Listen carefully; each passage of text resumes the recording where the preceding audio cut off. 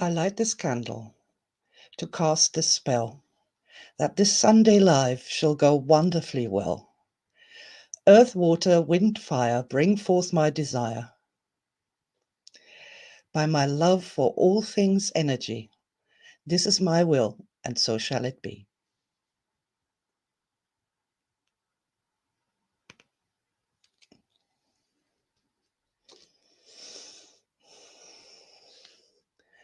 Welcome to this special Sunday live, entitled Magic, Spells and Potions.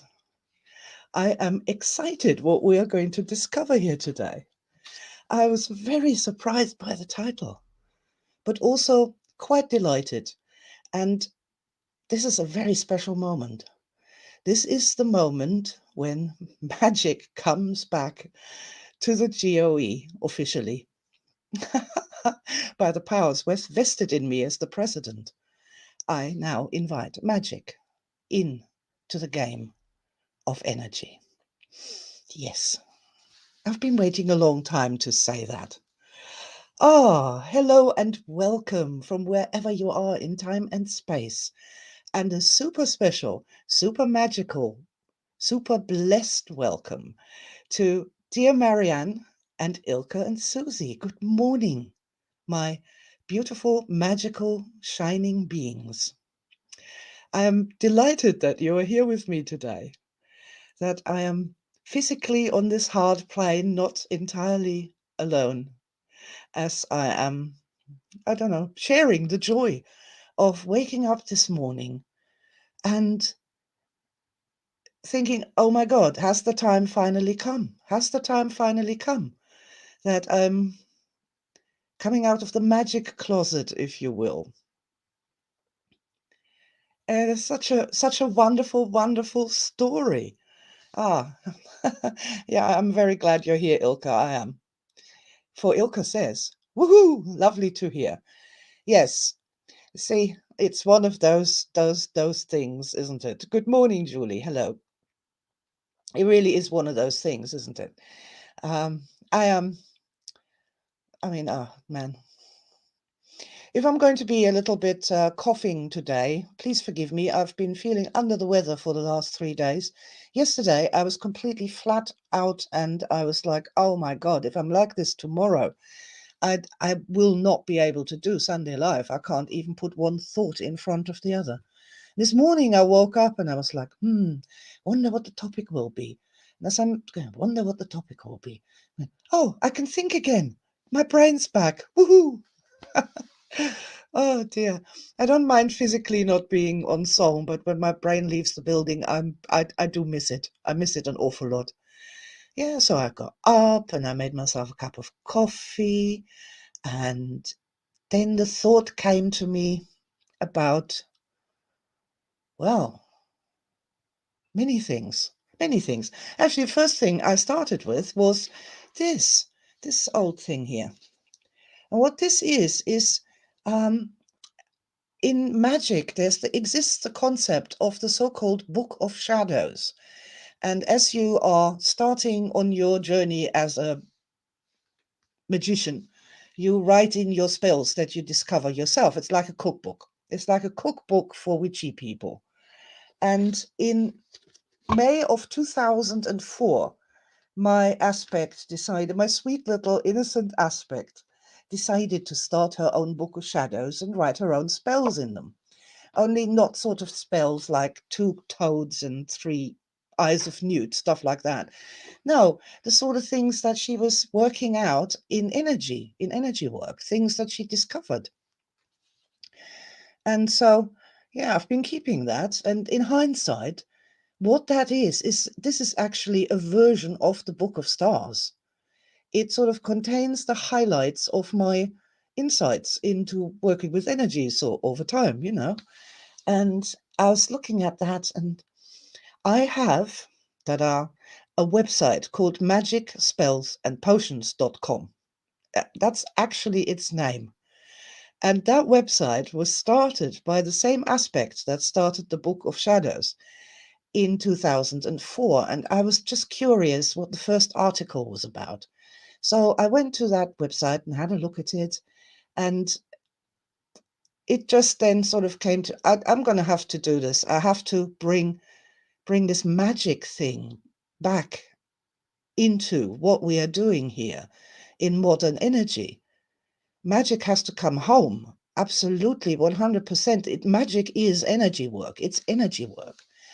No matter how many eyes of newt you throw into a soup, it's still energy work. All energy work. And my young aspect, my sweet innocent little aspect from May in 2004 was of course extremely aware of that. And she was interested in the magical, just experimentation, playing with it, to play with it. And that's when she started that website, magickspellsandpotions.com. And so, yeah, so I thought, oh, what shall I call that this morning? And then my eyes actually went to the bookshelf and I went, oh, yeah, I wrote a book about that. Another happy young aspect went off and actually wrote a great big book about magic spells and potions with loads and loads and loads of stuff in it, loads of words in it. 2009 that was. And I was like, yay. And it was on the bookshelf. It is one of the ones that I have on the bookshelf. I've written a lot of books and I don't have them all behind me. I'd like to do that. I'd like to get a copy of everything, including Your Dog and Your Baby, a practical guide. But yeah, and this was called Magic Spells and Potions, and the website was called Magic Spells and Potions. So I thought, well, I'll call this video Magic Spells and Potions. Why not? It's actually not magic spells, it's magic, comma, spells, comma, and potions. So, yeah, and then the thought occurred to start this morning with casting a spell. One of the simplest little things we can do, the candle spell. I light this candle, I cast this spell, that some activity shall go wonderfully well. I love it. So simple.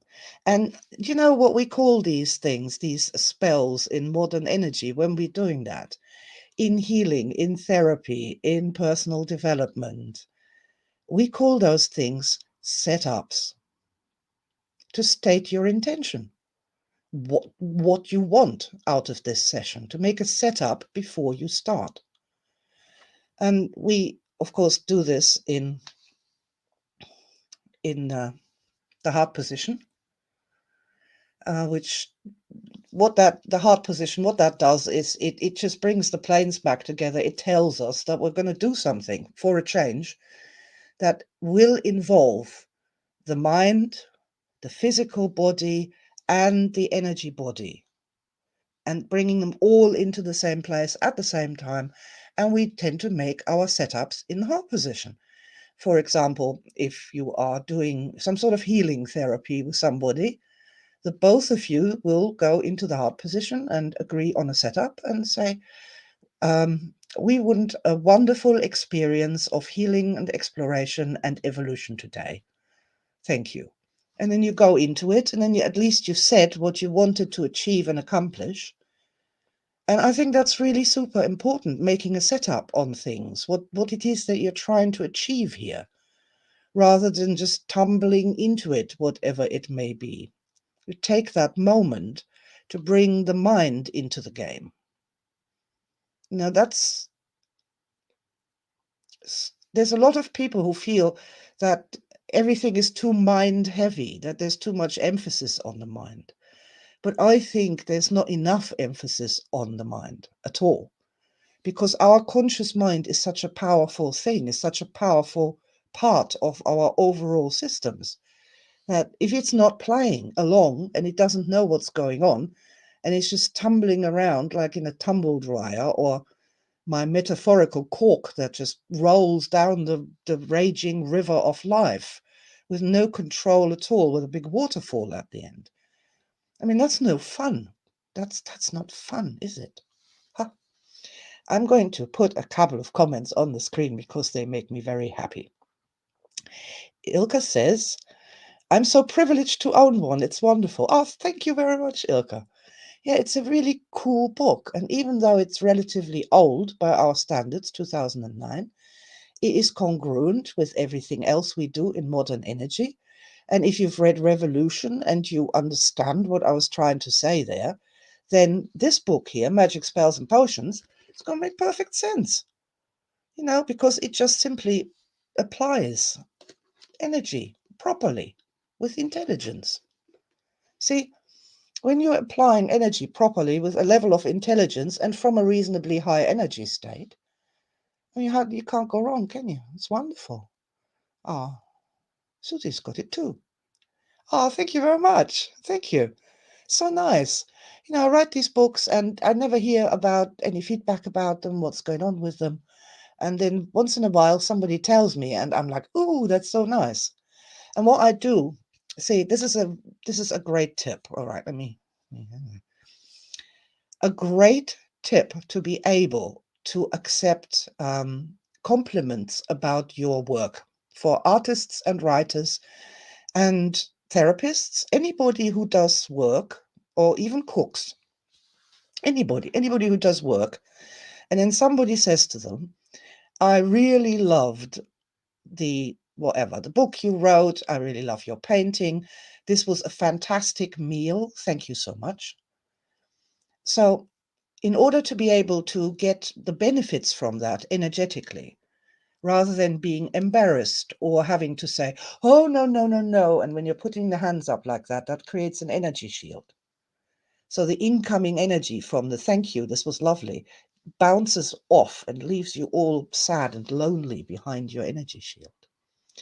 So the trick to do that is when somebody says, for example, "Oh, the Magic Spells and Potion book is really good. Thank you very much. Really liked it." Rather than me trying to handle that, which I can't and it doesn't work, what I do is I take that energy and I direct it to the aspect who was writing it. That aspect who actually did the work, who deserves the praise. And whenever I do that, I get a huge kick out of it. It's like an energy uprising, like when somebody says something nice about your children. There's something wonderful about it. And you're really proud of that aspect who did the work. And this is right because I didn't do the work. I didn't write magic spells and potions. I, you know, I can't take credit for what's in there. The credit is due to my aspect across in time and space. So when I take that praise and then send it there, and this aspect goes, "Oh, wow, somebody remembers me. I'm alive in the energy system." The magic aspect, the aspect who was really into it and had such good time with it.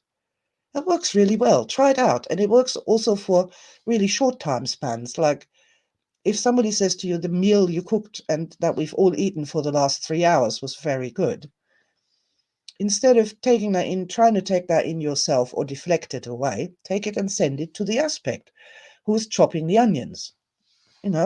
That's interesting. And it's a great way how to accept compliments and getting the nourishment and the benefit from that without being big-headed.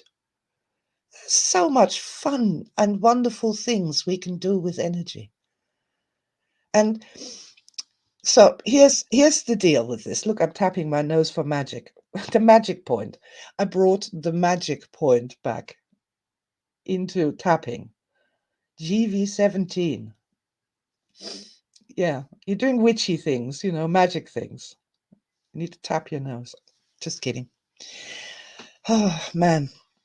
See, the reason that magic spells and potions is all like isolated off and not connected to the rest of the energy stuff that we do is because magic is such a controversial and heretical subject.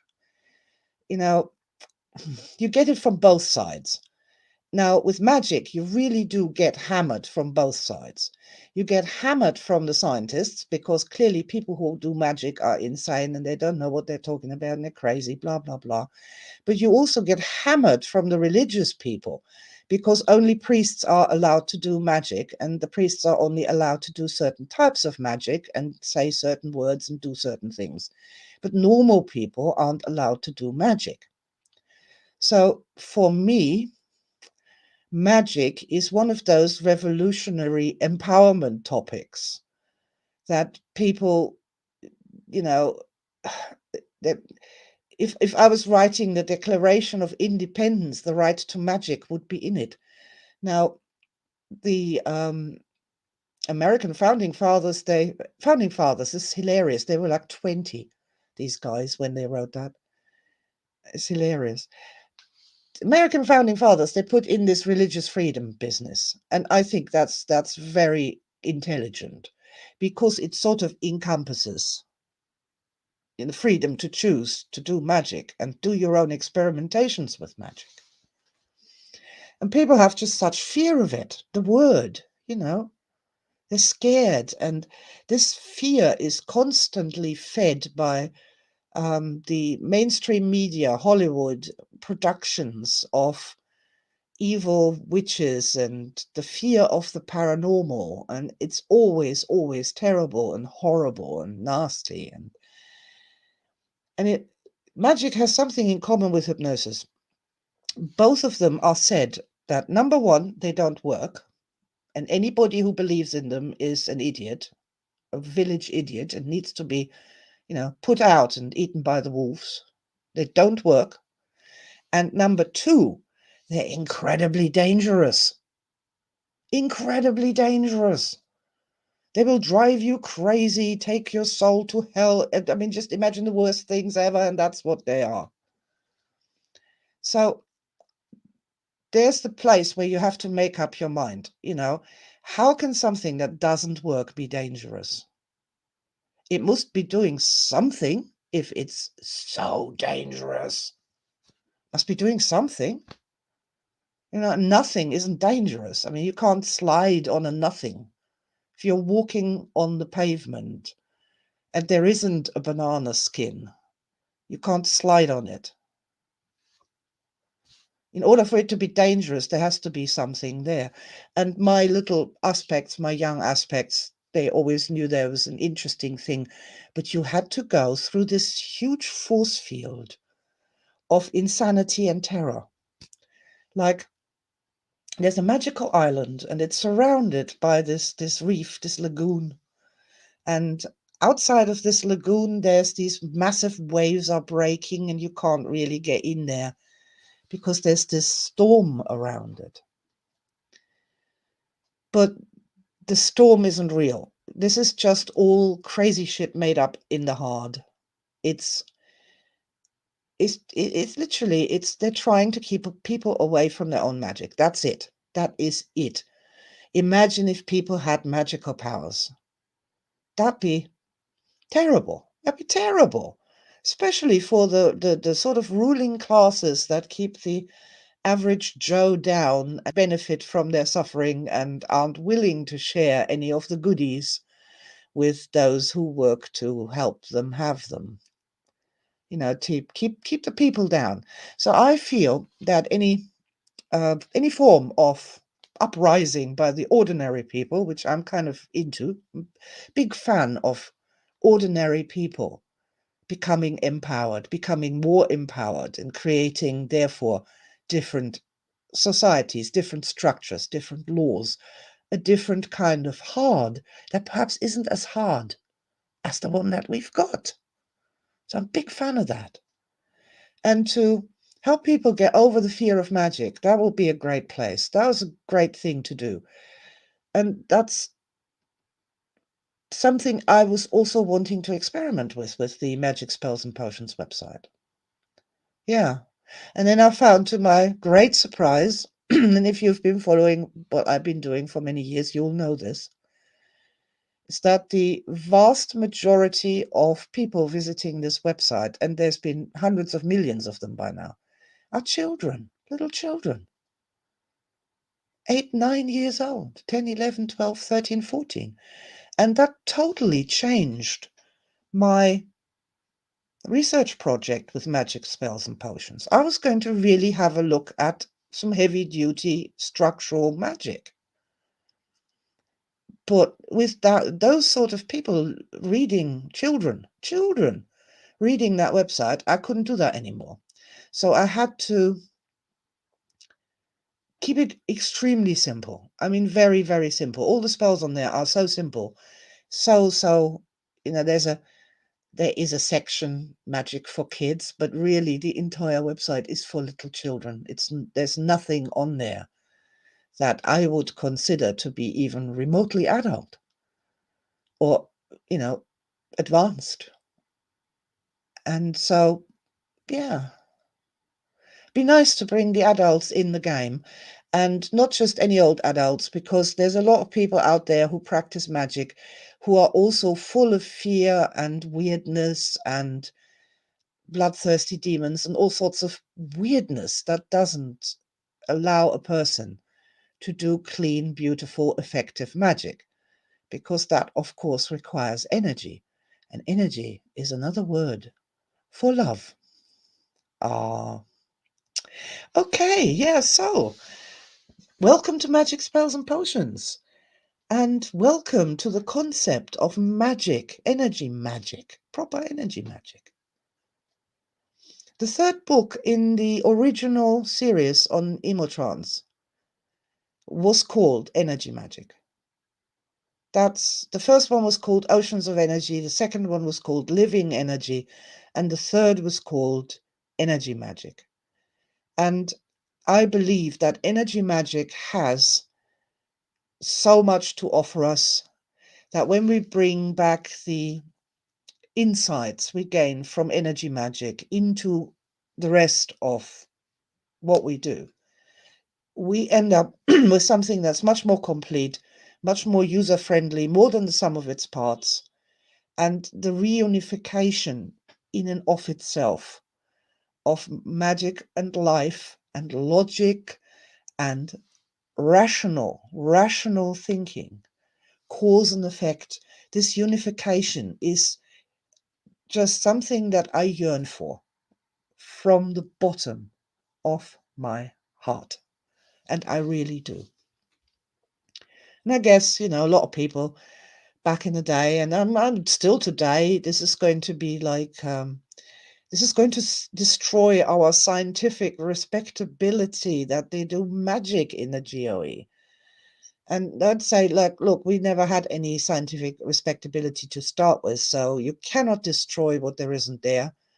But what we are doing here is creating a new field for energy.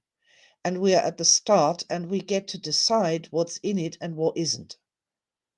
And magic has to be in it. It has to be in it because the definition of magic is to create change at the energy levels. That's the definition of it. Change at the energy levels. So, are you going to be letting people who don't understand energy at all and don't know what the hell they're doing, and they're stressed and they're not in control of their own emotional states, are you going to let those people make changes at the energy level that might affect all of us? Or would you rather have a modern energist who has at least some idea of how energy works, has a Sue scale to hand, a modern energy chart, realizes that being extremely angry is probably not the best moment to start casting spells? That will be a lot safer, a lot more reasonable, a lot more rational.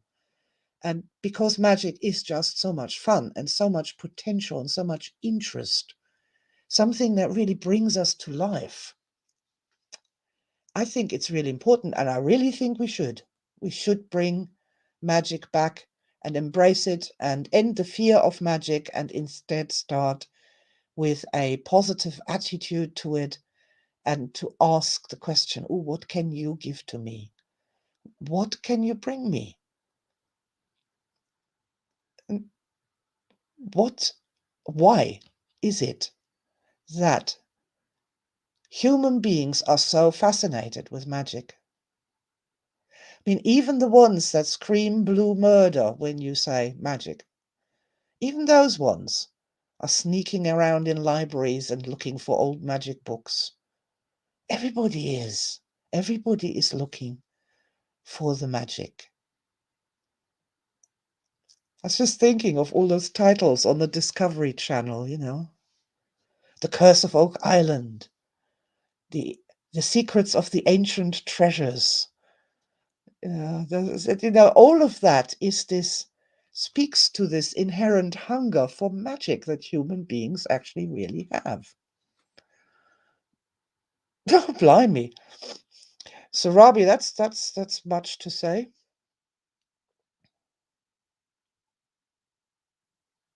Oh, that's an interesting question. I clicked on the wrong one here just now, but that's just interesting. I'd like your thoughts on protection. Oh, yes, yes, yes, yes, yes. Protection, dear protection. Right, my thoughts on protection are as follows.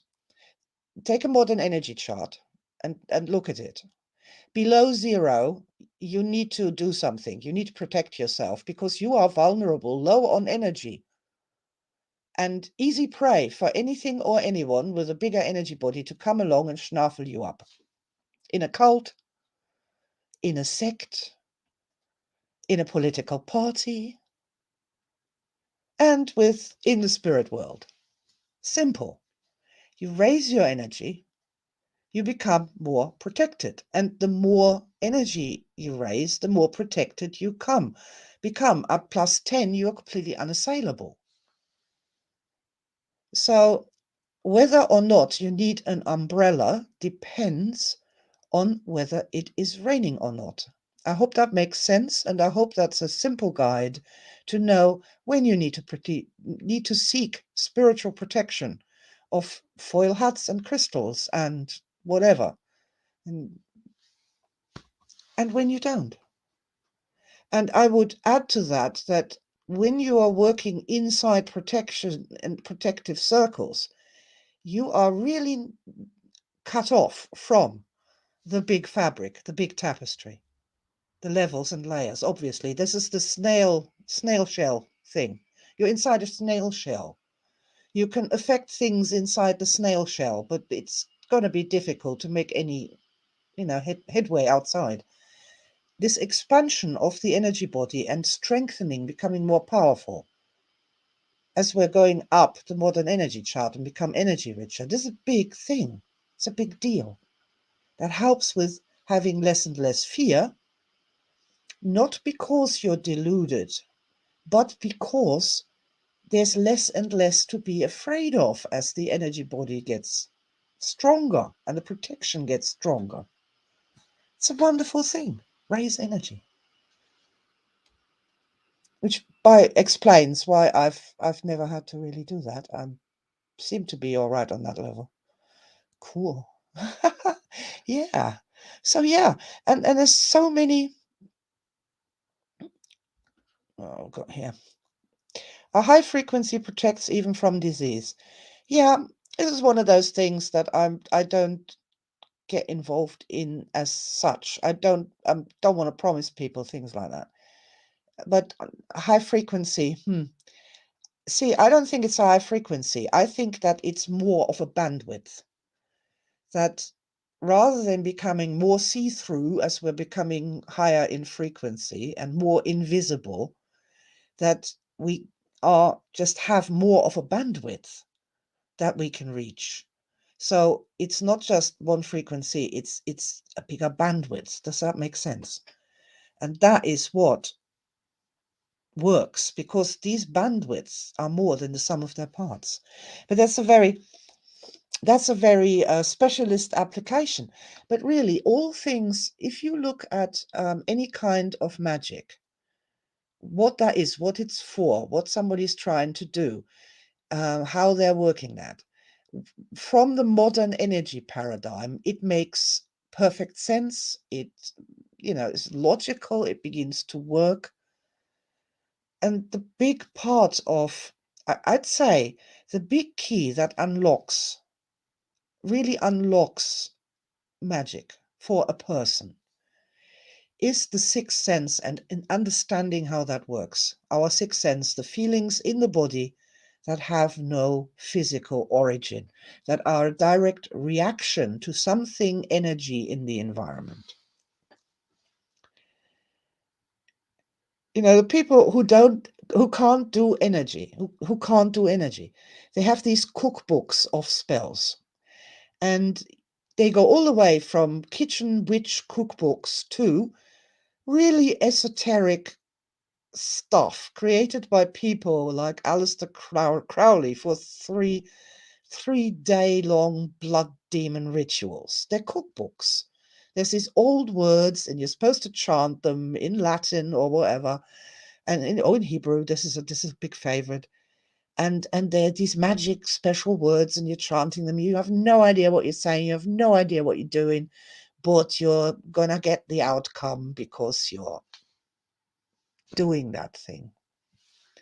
Now, yesterday evening, I was watching the Great British Bake Off, I think it's called. And in that, they gave these quite reasonably good bakers, 10, 12 of them, a recipe, just a recipe.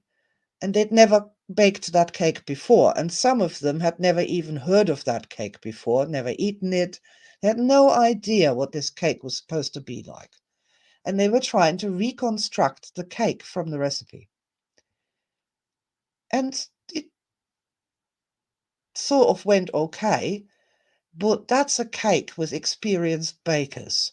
Now imagine a complicated magic spell written down by some schizophrenic who was high on absinthe in the 1840s, given to some guy who's likewise highly stressed, possibly on the spectrum. Go and bake that cake, raise that demon. It's just like, no, please just don't do it. And I think that the sort of laws against this, that it's just too dangerous for people to do this stuff, come from these attempts of people who aren't bakers and they don't understand the recipe. The recipe is terrible, absolutely awful. And here we come to a little star memory anecdote in order to illustrate that, the awful recipe. When I first started magic spells and potions, I invited people to send in their favorite spells. And somebody sent in, and I kid you not, somebody sent in a love spell whose main ingredients were cat hair and cactus milk. Now, when I say that, where do you feel that in your body for a love potion? Is there a part of you that just goes, that's horrible. That's so wrong. That's just awful. No, don't. Please, just stop it. And I don't need an almanac to know that this is not going to work as a love spell. Cat hair and cactus milk, no matter what you're going to chant over the top of it. This is never going to work. I know this because I can feel this in my body. And that is how I navigate, and how anybody who does magic right navigates this crazy world of magic. Is where do you feel that in your body? Your sixth sense tells you what is right and what is definitely terribly wrong. And cat hair and cactus milk for love spell. New, new, new, new, new, new, new. And this is purely human intelligence as well. Now, it's like when you see a man who's sitting on the branch of a tree, sitting on it, and he's sawing that end here. He's cutting away the end that holds the branch to the tree.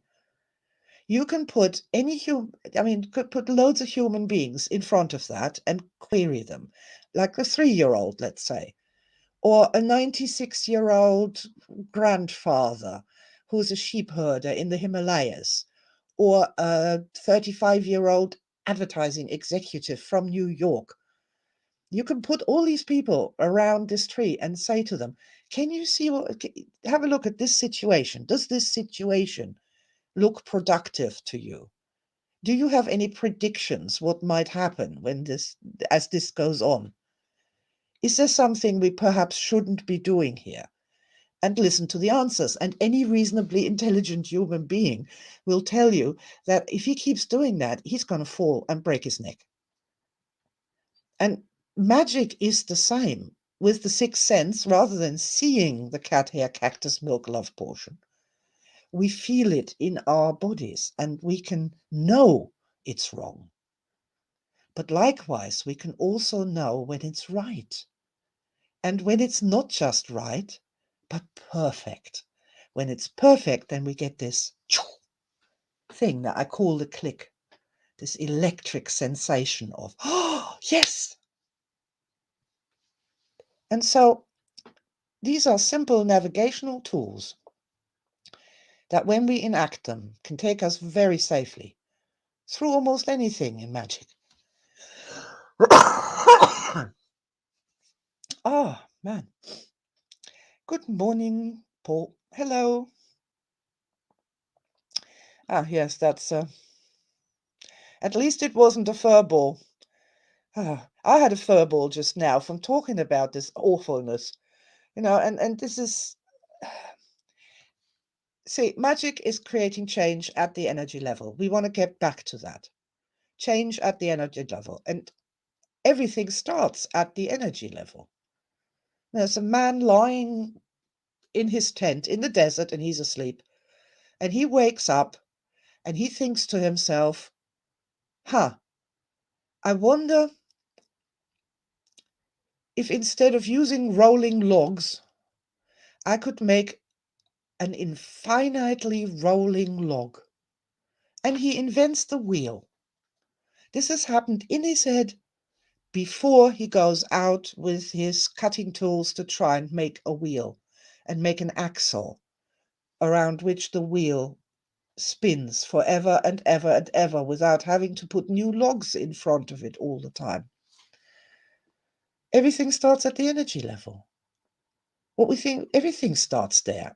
Every philosophy, every religion, every idea, what we're going to have for breakfast, what we're going to be wearing today, what I'm going to be saying on Sunday Live, all starts at the energy level. That's where it all begins. And from there, it then filters down into the hard and through the hard into physical reality, and there we have it. So I think understanding magic's important. Ah, oh, this is nice. I get encouraged. Linda says, brilliant, love what you're saying, thank you. Oh, you are most welcome. And I am, I'm really past caring now. I'm over 60 now, for love of God. I can't be asked. The fact is that magic is interesting to people. It's important. It is totally misunderstood. It causes fear and panic and chaos when it should be bringing love and light and intelligence and progress and healing and good things. Good things. And it's time to stop pandering to those so-called scientists and those religious people who are holding up that their way is the right way, and it bloody well isn't. It's just proven it isn't. Proven everywhere over centuries. Experiments that have run for millennia, and we have the data. Let's run a different one. I think so. So yeah, I'm tired of obfuscating magic, of trying to get round it, of being ashamed of it, of hiding it, of oh my god, nobody's, oh dear, oh dear, oh dear. Bull, just bull. Magic is sparkly, it's right, it's a part of our human experience. And here, there's something that I would really, really love one day. I would love like I don't know, perhaps a weekend workshop for people who are going through star memories relating to magic, when they had magic experiences and when they did something and magic worked. It worked. Not all the times it didn't work. We can't learn anything from that. But when it really worked. And I believe if we could have like, I don't know, 10 people, 15 people getting together and really focusing on that for a weekend or just for one day, just focusing on that for one day, we would learn so much. And we would come away with such a much better understanding how we can make it so that when we do magic, it actually works and produces reliable, predictable results. Reliable and predictable. Like modern energy tapping does. Just keep stacking on the positives, you'll get a threshold shift. Couldn't be simpler. Don't need 30 years in therapy looking for one trauma that may or may not exist at all in the first place. Oh, different story. Ah, yeah, Ilka said, star memory popped up when my aspect was 10 years old. Yes, that's one of the things when you're doing star matrix is, and somebody asks a question like this, because it's practiced, the memory is there, just there. Boom. Brilliant side effect of star matrix. And yeah, I am here today to bring magic out of the dark ages and into the light of day. That's very nice. To bring it into the bright light and under the banner of the big E behind me there. Because magic is energy. All magic is energy magic. Just as all art is energy art. You can't do art without energy. You can't do magic without energy. You can't. And you need to have at least a rudimentary understanding of how energy works rather than some crazy hallucinations and weirdnesses co-constructed of the weirdnesses of the ages. That is just too messy. It's just too messy. We need a tabula rasa. I recorded a video on that. It's entitled Aleister Crowley and His Demons. And now that I've made this video, I can actually post that. I can look for it and post it. And then it'll make a lot more sense. Yay. I'll try and find that and post it in the next few days or so. It's a very interesting thing and important breakthrough moment for my relationship with magic. All right then. Magic spells, setups, lighting a candle. So many wonderful things. Bright magic. Let me see if I can find that. So chat amongst yourselves here for a moment, guys. I'm going to go and see if I can find bright magic. So search.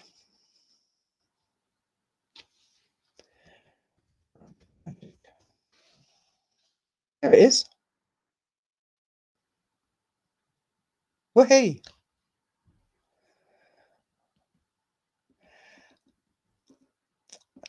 That was written when the Book of Shadows was started and the Magic Spells and Potions website was started. So I'm going to read this out to you. Welcome to my world, where magic dances lightly, and winds of luck will fill your sails.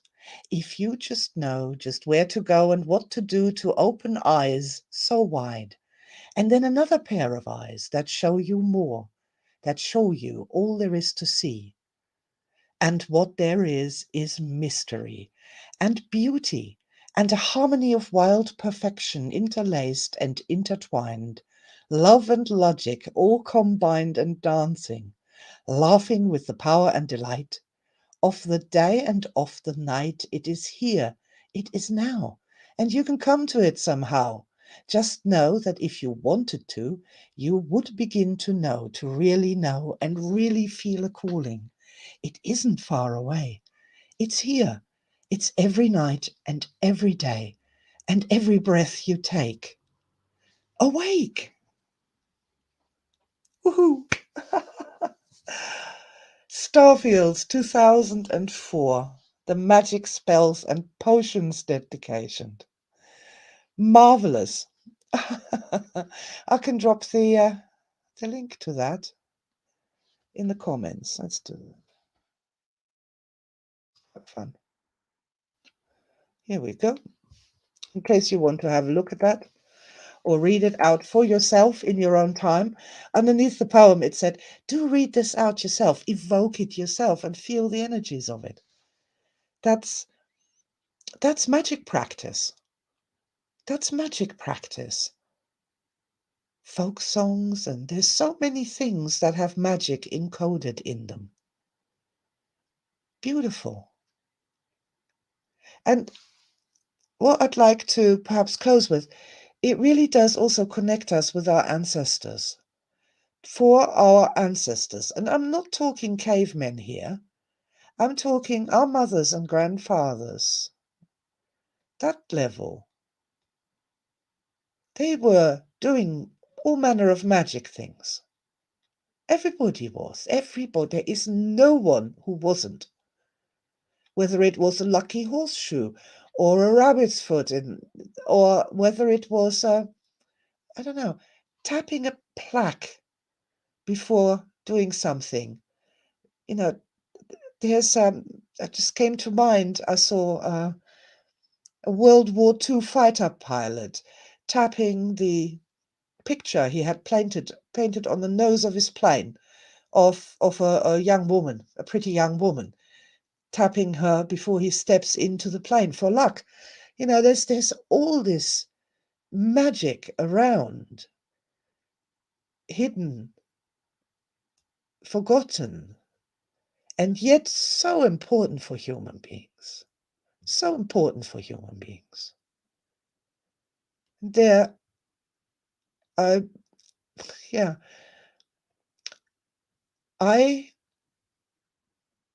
an aspect of mine in 2004, and this is the reason why magic spells and potions exist.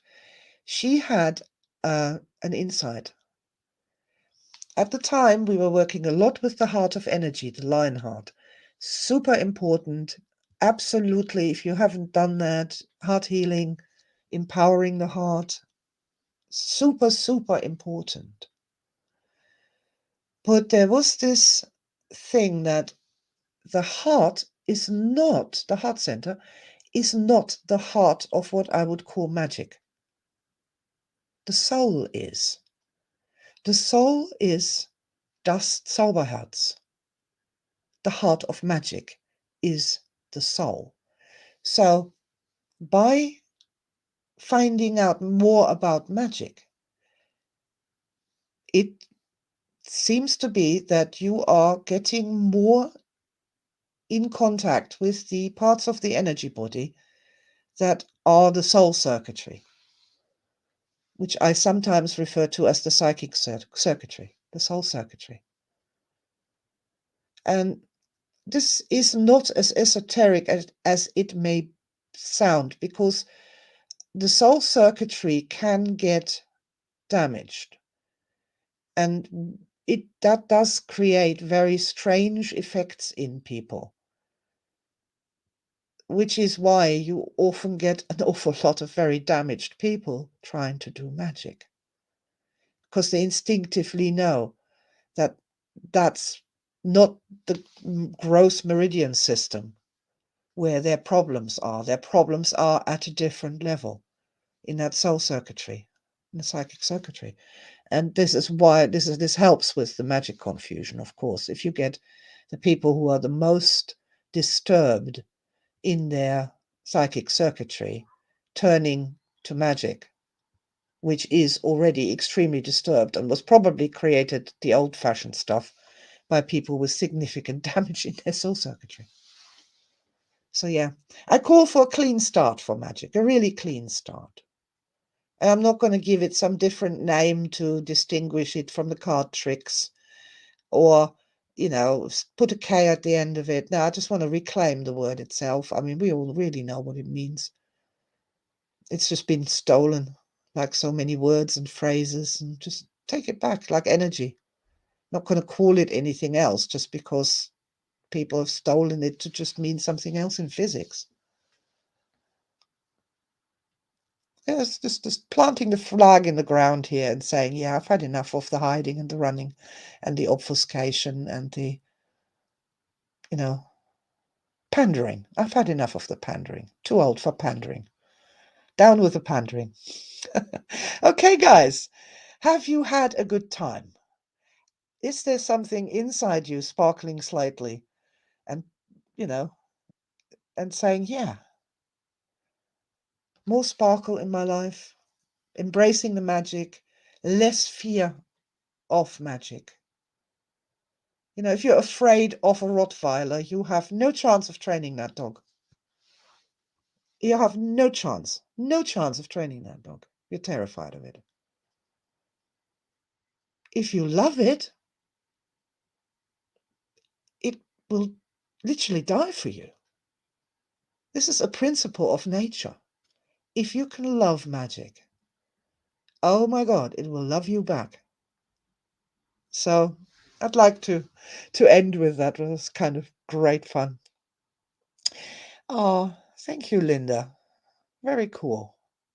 Thanks so much for such a magical talk today. Have a sparkling, soulful day, everyone. Yeah, absolutely. Absolutely. Make a setup to involve our soul more in our endeavors, in the heart. The heart is so soulless, so horribly soulless. Needs more on every level, everywhere. Absolutely, 100%. Let's cast a spell, light a candle and work a spell to bring more soul into the heart, to enlighten it, to brighten it. Oh my God, it needs it at this time.